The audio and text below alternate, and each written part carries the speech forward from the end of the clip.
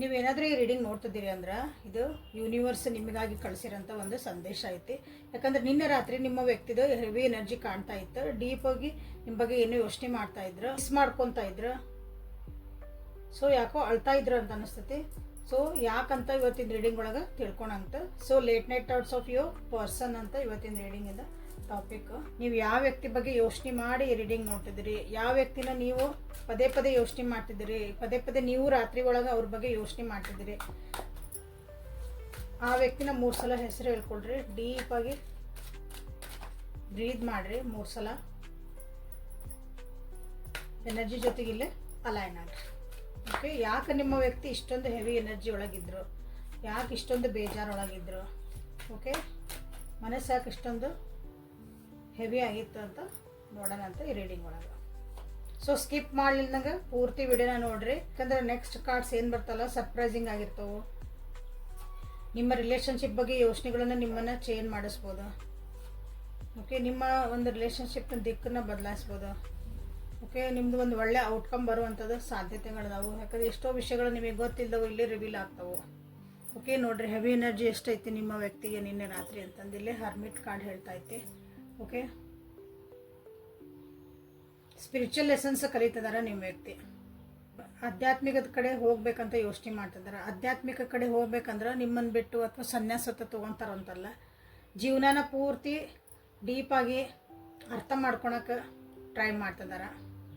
ಒಬ್ಬ ಗುರುನು ಹುಡುಕ್ತಿದಾರ, ಬಟ್ ಅವ್ರಿಗೆ ಸಿಗಾಕತ್ತಿಲ್ಲ. ನನ್ನ ಜೀವನದಾಗ ಯಾಕೆ ಕಷ್ಟಗಳು ಬರ್ತದಾವು, ನನ್ನ ರಿಲೇಷನ್ಶಿಪ್ ಒಳಗೆ ಯಾಕೆ ಇಷ್ಟೊಂದು ಮಿಸ್ಅಂಡರ್ಸ್ಟ್ಯಾಂಡಿಂಗ್ ಆಗ್ತದಾವು, ನಾನೊಂದು ರಿಲೇಷನ್ಶಿಪ್ ಒಳಗಿದ್ರೂ ನನ್ನ ಜೀವನ ಯಾಕೆ ಒಂಟಿತನ ಒಳಗೆ ಕಾಡ್ತಾ ಐತಿ. ಈ ರೀತಿಯಾದಂಥ ಒಂದು ಎನರ್ಜಿ ಯೋಚನೆಗಳು ನಿಮ್ಮ ವ್ಯಕ್ತಿ ನಿನ್ನೆ ರಾತ್ರಿ ಇತ್ತು.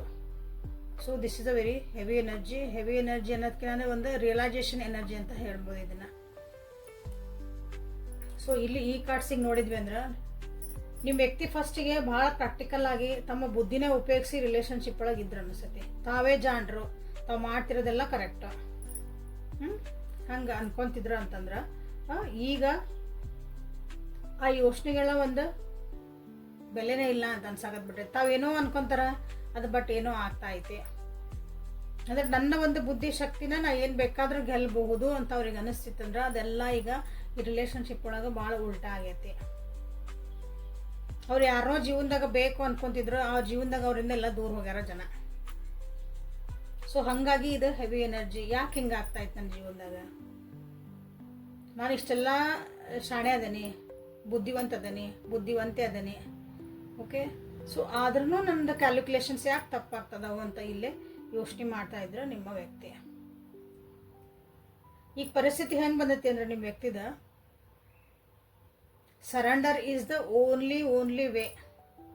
ದೇವರಿಗೆ ಶರಣಾಗತಿ ಆಗೋದು ಅಥವಾ ಡಿವೈನ್ ಟೈಮಿಂಗ್ ಆಗಿ ಅವರು ಒಂದು ಶರಣಾಗತಿ ಆಗೋದು ಒಂದೇ ಅವರಿಗೆ ಉಳಿದಿರೋಂಥ ಒಂದು ಅಸ್ತ್ರ ಅಂತ ಹೇಳ್ಬೋದು. ಇಲ್ಲ ಬ್ರೇಕಪ್ ಆಗ್ಯಾವು ನಿಮ್ಮಿಬ್ಬರ ಮಧ್ಯೆ, ಮನಸ್ಸು ನೋವಾಗ್ಯಾವು, ಸಪ್ರೇಷನ್ ಒಳಗದಿರಿ. ಹೀಲ್ ಮಾಡ್ಕೊಳಕ ನಿಮ್ಮ ವ್ಯಕ್ತಿಗೆ ಸಾಧ್ಯ ಆಗಕತ್ತಿಲ್ಲ, ಅಥವಾ ಅದನ್ನ ಆಕ್ಸೆಪ್ಟೆನ್ಸ್ ಮಾಡ್ಕೊಳಕ, ಅದನ್ನ ಜೀರ್ಣ ಮಾಡ್ಕೊಳಕ, ಅದನ್ನ ಅರ್ಥ ಮಾಡ್ಕೊಳಕ, ಅದನ್ನ ಹೌದು ನಂದು ಈ ವ್ಯಕ್ತಿ ಜೊತೆಗೆ ಅಂದ್ರೆ ನಿಮ್ಮ ಜೊತೆಗೆ ಬ್ರೇಕಪ್ ಆಯ್ತು, ನಂದು ಈ ವ್ಯಕ್ತಿ ಜೊತೆಗೆ ನಂದು ಒಂದು ಸಂಬಂಧನ ಮುರಿದು ಬಿತ್ತು ಅಂತ ಅದನ್ನ ಒಪ್ಕೊಳಕ ನಿಮ್ಮ ವ್ಯಕ್ತಿಗೆ ಹೇಳಿ ತಯಾರಿಲ್ಲ. ಅದು ಮನಸ್ಸು ಒಪ್ಪಕತ್ತಿಲ್ಲ, ಮನಸ್ಸು ಅಳಾಕತೈತೆ.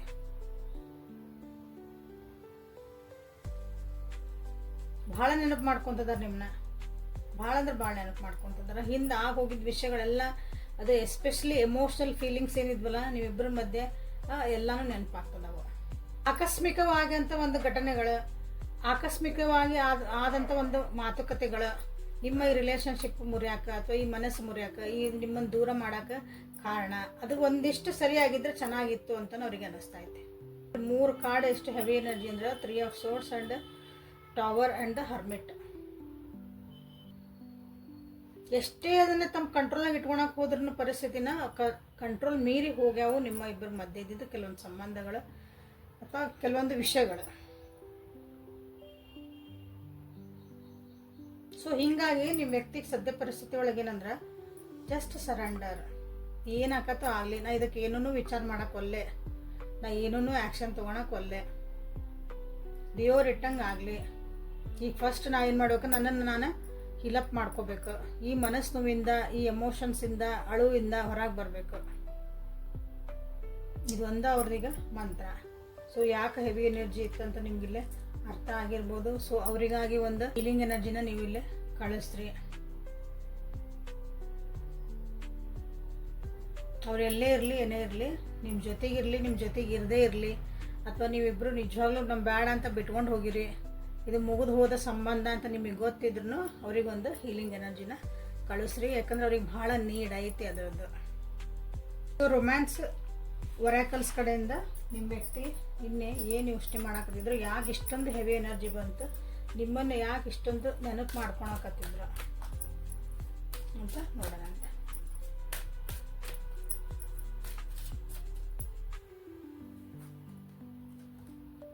ಎಂಗೇಜ್ಮೆಂಟ್ ಆಗಿ ಮುರಿದಿರ್ಬೋದು ಭಾಳ ಜನರಿಗಿಲ್ಲ, ಅಥವಾ ಒಂದು ಕಮಿಟ್ಮೆಂಟಿಗೆ ಮಟ್ಟ ಹೋಗಿ ಇಲ್ಲ ಆಮೇಲೆ ಏನೋ ಬ್ರೇಕಪ್ ಆಗಿರ್ಬೋದು ನಿಮ್ದು. ಹಾಂ,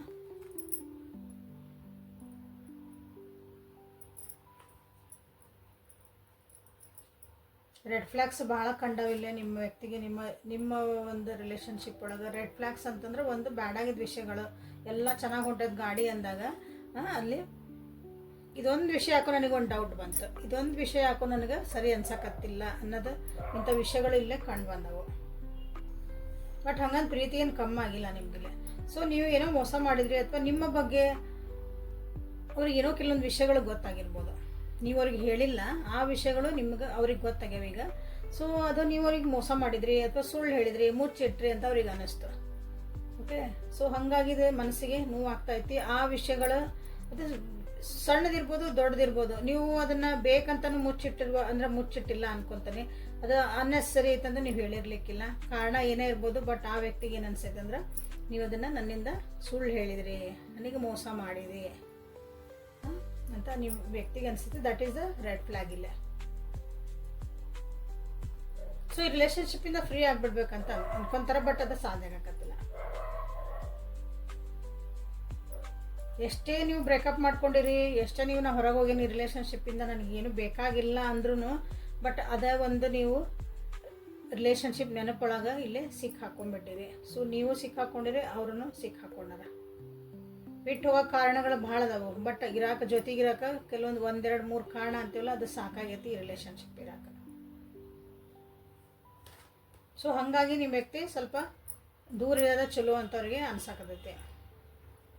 ಸೊ ಇಲ್ಲಿ ಹ್ಯಾಂಗ್ಡ್ ಮ್ಯಾನ್ ಬಂತು,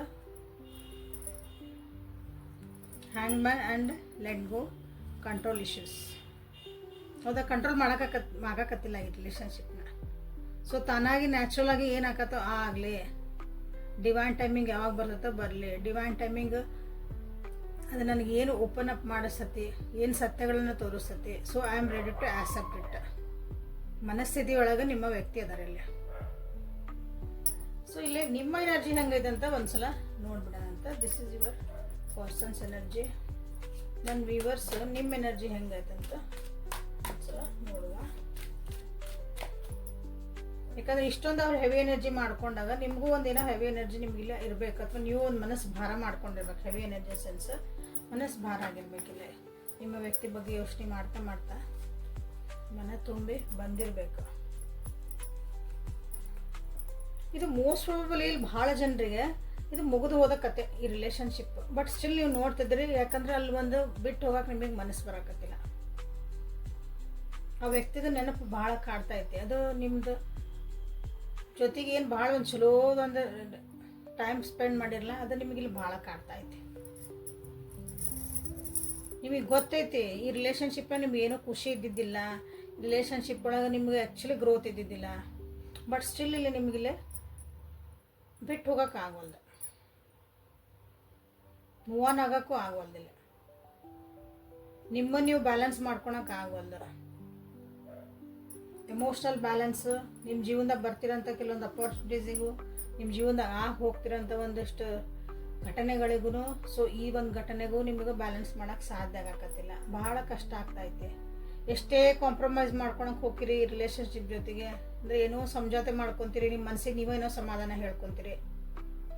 ಬಟ್ ಇದು ಮುಗಿದು ಹೋಗೈತಿ, ಅಥವಾ ಇದಕ್ಕೆ ಇನ್ನೂ ಟ್ರೈ ಮಾಡಿದ್ರಾಗ ಅರ್ಥ ಇಲ್ಲ ಅನ್ನೋದನ್ನ ನಿಮ್ಮ ಮನಸ್ಸು ಒಪ್ಕೊಳಕ್ಕೆ ನಿಮ್ಗೆ ತಯಾರಿರಲಿಲ್ಲ.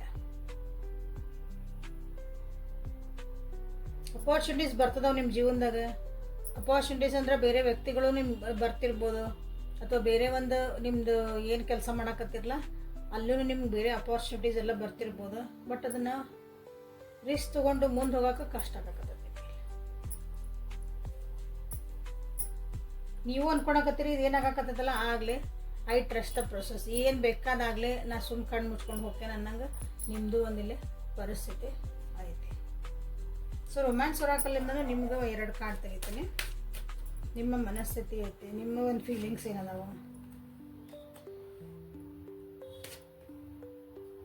ಅಟ್ರಾಕ್ಷನ್ ಅಂತೂ ಐತಿ ನಿಮ್ಮಿಬ್ಬರ ಮಧ್ಯೆ. ಅವ್ರಿಗೂ ನಿಮ್ಮ ಬಗ್ಗೆ ಒಂದು ಪ್ರೀತಿ ವಿಶ್ವಾಸ ಐತಿ, ಇನ್ನೊಂದು ಪೂರ್ತಿ ಹೋಗಿಲ್ಲ. ಅಟ್ರಾಕ್ಷನ್ ನಿಮಗೂ ಐತಿ ಆ ವ್ಯಕ್ತಿ ಬಗ್ಗೆ. ಬಟ್ ನಿಮಗೆ ಅನಿಸ್ತೈತಿ ಹಾನೆಸ್ಟ್ ಆಗಿ ಮನಸ್ಸು ಬಿಚ್ಚಿ ಕಾನ್ವರ್ಸೇಷನ್ ಮಾಡಿದ್ರೆ, ಮಾತಾಡಿದ್ರೆ, ಸೊ ಏನೋ ಸರಿ ಆಗಬಹುದೇನೋ ಇದು ಅಂತ ನಿಮ್ಗೆ ಇನ್ನೂ ನೀವು ಒಂದು ಹೋಪ್ಸ್ ಇಟ್ಕೊಂಡಿರಿ. ಆ ಹೋಪ್ಸನ್ನ ನೀವು ಕಳ್ಕೊಳಕ್ ತಯಾರಿಲ್ಲ. ಸೊ ನಿಮ್ಮ ವ್ಯಕ್ತಿನೂ ಹೋಪ್ಸ್ ಕಳ್ಕೊಂಡಿಲ್ಲ, ಬಟ್ ಅವ್ರೊಂದು ಆ್ಯಕ್ಷನ್ಸ್ ತೊಗೊಳಕ್ಕೆ ರೆಡಿ ಇಲ್ಲ. ಅದು ಬಂದು ಕುಂದು ಮಾತಾಡೋಕೆ ಅಥವಾ ಒಂದು ನೆಕ್ಸ್ಟ್ ಎಫರ್ಟ್ ಹಾಕೋಕೆ ರೆಡಿ ಇಲ್ಲ. ಏನಾಕತ್ತೋ ಆಗಲಿ ಮುಂದೆ ನೋಡೋಣ ಅಂತ ಅನ್ನಂಗೆ ನಿಮ್ಮ ವ್ಯಕ್ತಿ ಅದಾರ ಅಂತ.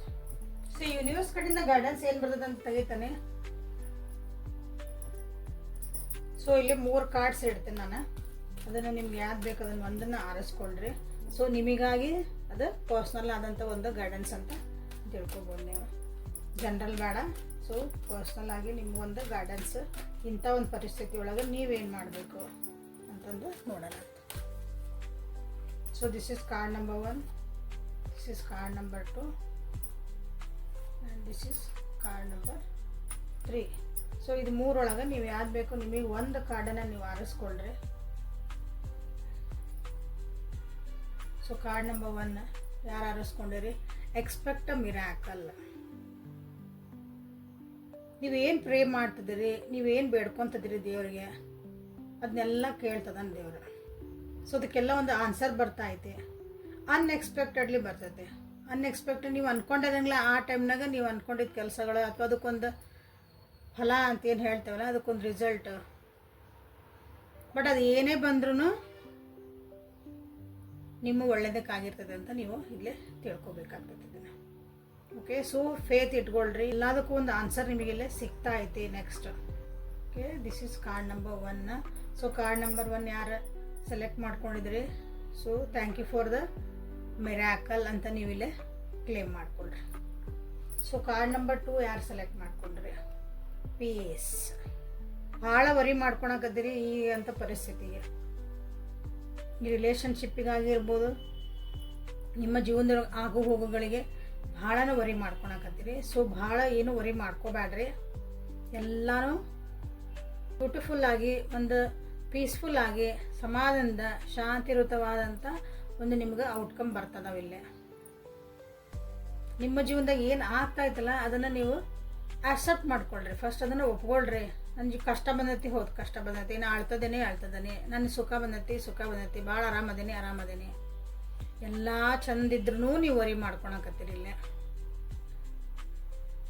ಜೀವನದ ನೀವು ಪ್ರೊಟೆಕ್ಟ್ ಮಾಡೋಕೆ ನಿಮ್ಗೆ ಜನ ಅದಾರ, ನಿಮ್ಗೆ ಹೇಳೋಕೆ ಕೇಳೋಕೆ ಜನ ಅದಾರ. ಓಕೆ, ನಿಮ್ಗೆ ಉಣ್ಣಾಕ ತಿನ್ನಕ್ಕೆ ಎಲ್ಲನೂ ಐತಿ. ಬಟ್ ಸ್ಟಿಲ್ ನೀವು ವರಿ ಮಾಡ್ಕೊಳಕತ್ತೀರಿ. ಇದನ್ನು ಯಾರು ಸೆಲೆಕ್ಟ್ ಮಾಡ್ಕೊಂಡಿರಿ ಅವರು. ಸೊ ನಿಮ್ಮ ಗಾರ್ಡಿಯನ್ ಏಂಜಲ್ ನಿಮಗಿಲ್ಲೇ ನಿಮ್ಮ ಹೆಲ್ಪಿಂಗಿಗೆ ಯಾವಾಗಿದ್ರೂ ಅದಾರ.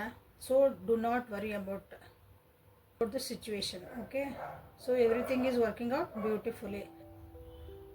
ಪೀಸ್ ಅಂತ ನೀವಿಲ್ಲೇ ಕ್ಲೇಮ್ ಮಾಡ್ಕೊಳ್ರಿ. ಸೊ ಕಾರ್ಡ್ ನಂಬರ್ 3 ಮ್ಯಾನಿಫೆಸ್ಟ್ ಮಾಡೋದು ಚೆನ್ನಾಗಿ ಗೊತ್ತು.